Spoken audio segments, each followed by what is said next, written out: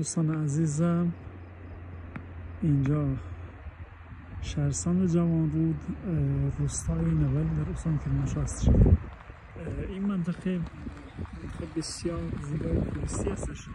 اون پایین ببینید پرورش ماهی که نگاه کنید،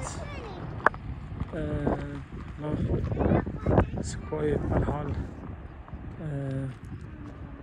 اقامت حالته هستش. جلوتر روستای نول، منطقه غرب کشور دیدنی ترین جاها رو داره. واقعا جنگل‌های بسیار بسیار زیبای طبیعی و فوق‌العاده‌ای داره. حتما تشریف بیارید، از این مناطق بسیار زیبا دیدن کنید.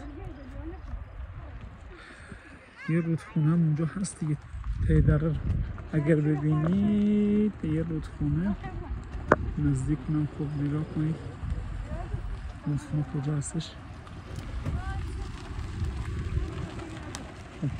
حتما سرشار از ماهی و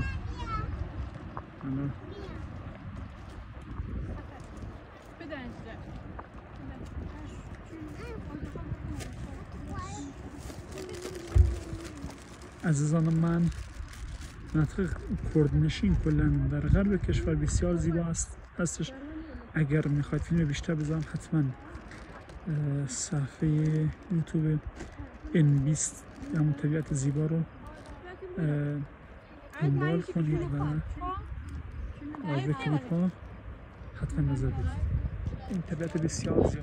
این خب طبیعت نگاه کنید، یه چیز نشونتون بدم. این درختی که الان اینجا هستش، این درخت ونه. خب این درخت ونه که ببینید الان پسته وحشی هم رو درخت هست. نگاه کنید هنوز کوچیک سبز، هنوز چیز نشده، نرسیده هنوز.